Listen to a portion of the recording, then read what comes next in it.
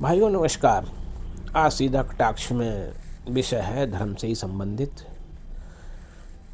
मैं ये जो अपने बहुत सारे ऐसे विद्वान हैं, धार्मिक गुरु हैं, जिन्हें श्री श्री के नामों से भी जाना जाता है, या बहुत सारे ऐसे धर्म रक्षक हैं, गूढ़ विद्वान हैं, धर्म रक्षक हैं, और वो काफ़ी विद्वान भी हैं धर्म हित में, और उसमें बातें भी करते हैं। तो मैं ये कहना चाहूँगा कि क्यों ना कुछ ऐसी व्यवस्था की जाए कि जो भी अपने संत हैं, प्रचारक हैं, या जो इस तरह की बातें जब मर्जी, जहाँ मर्जी, जो मर्जी कहने के लिए बैठ जाते हैं, ऐसे तो कल को मैं भी कपड़े चोला बदल कर और थोड़ी सी कुटिया सजाकर और थोड़ी प्रसिद्धि पाकर जो मर्जी जैसे मर्जी कहने लगूँगा।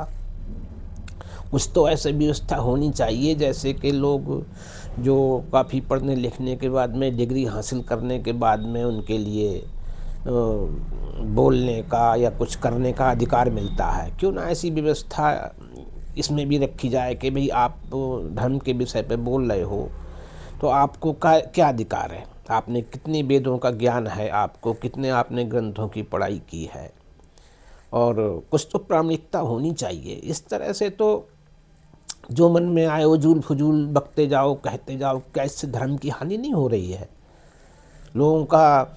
ठीक है, उस समय तो लोग हाँ हाँ कर देते हैं, हाँ हाँ कितने कर देते हैं, और सुनते कितने सारे हैं। फिर वो अपने मन में क्या विचार लाते हैं कि कोई मतलब तथ्य है, कोई सत्य है किसी बात में?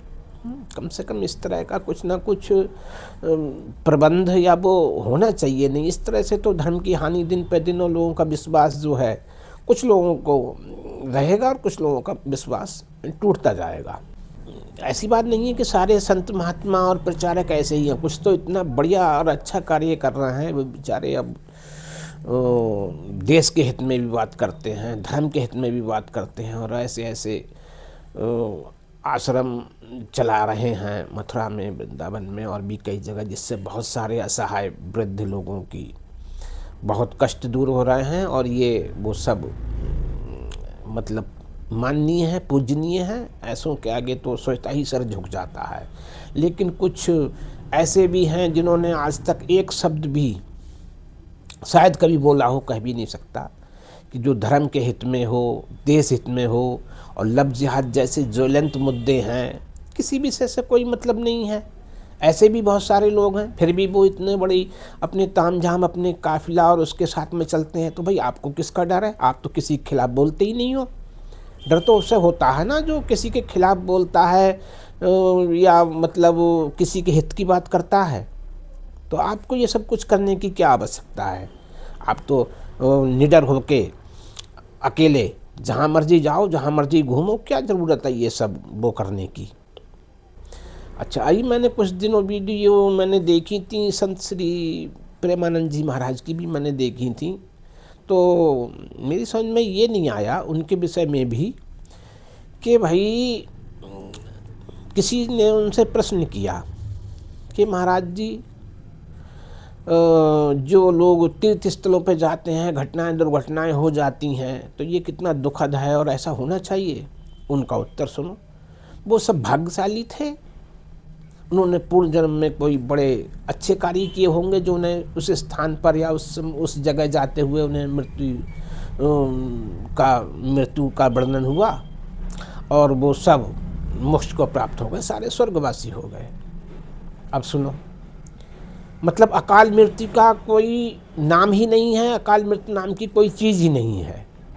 और दूसरा प्रश्न कि महाराज ये जो यहाँ पर वृंदावन में इतने सारे कुत्ते सुअर भ्रमण करते हैं, प्रश्न तो वो ख़त्म नहीं हुआ, उससे पहले ही उत्तर सुन लो।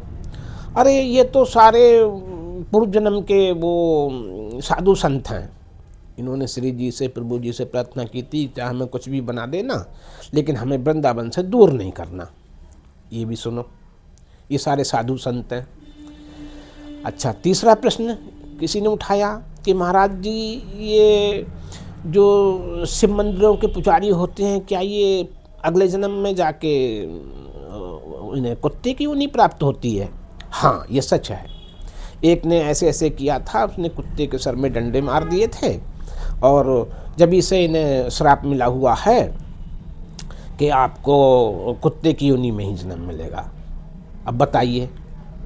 अरे भाई भक्तों, कुछ तो अपनी बुद्धि पे भी मतलब ध्यान, आपके पास भी तो थोड़ी बहुत तो बुद्धि होगी।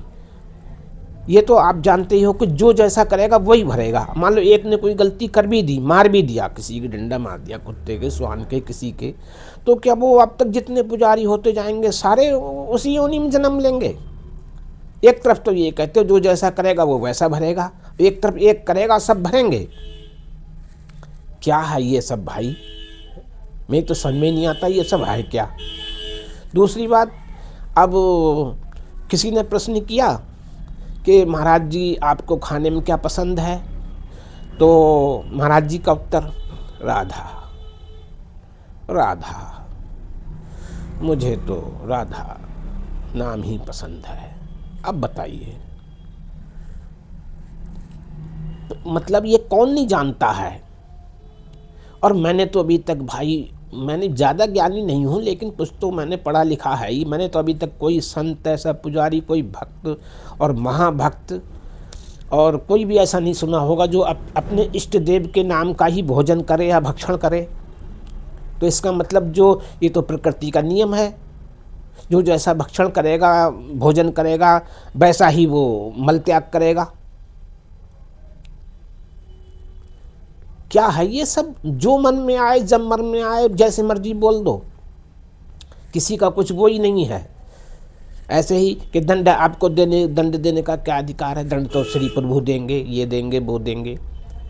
तो ऐसे तो जो अपनी श्री राधे रानी हैं, उनके प्रिय श्री कृष्ण हैं, उनकी नीतियों का भी क्या ये विरोध नहीं है। उन्होंने तो हर जगह या गीता में यही ज्ञान दिया था कि जो आपको कष्ट दे या आपका मतलब धर्म की हानि पहुंचाए या आपको कष्ट दे, कुछ भी गलत कार्य करे, उसे आप दंड दो। ऐसे ही उन्होंने दंड दिलवाया भी था।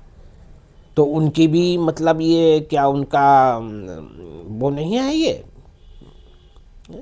सब कुछ क्या है भाई? समझ में नहीं आता कि जब मर्जी, जो मर्जी, जैसे मर्जी बोलो। और फिर भी लोगों की समझ में यही नहीं आता है कि हम क्या सुन रहे हैं, क्या क्या हो रहा है, क्या नहीं हो रहा है। जब भी किसी प्रश्न को उठाओ, एक ही बाढ़, जिसके विषय में मैंने पहले वीडियो बनाई है कि मूर्ख बनाने का अचूक वाक्य, आपका अगला जन्म, आपका पिछला जन्म, जो किसी ने देखा ही नहीं है, और जो सामने है उसका कोई महत्व नहीं है। ठीक है। और हर बात के लिए कुछ संत तो ऐसे व्याख्या कर देते हैं जैसे कॉपी कलम किताब लेकर वहीं खड़े हुए हैं और वहीं सब कुछ नोट कर रहे हैं कि आपका अगले जन्म में क्या हुआ था, पिछले जन्म में क्या होगा, और इसमें क्या होगा, और उसमें क्या होगा। तो ये सब क्या है? इससे अच्छा तो जो अन्य धर्म हैं उन्होंने, इसलिए उन्होंने ये बाधा ही नहीं रखी है इसमें अगले जन्म की, पिछले जन्म की। बस जो कुछ भी है यही जन्म है। सबसे बड़ी उलझन यही पैदा कर रखी है कि आप इस जन्म में वो थे, पिछले जन्म में वो थे, आप ये हो तो वो हो जाओगे, वो थे तो वो हो जाओगे। बस इसका कोई उत्तर नहीं है किसी के पास।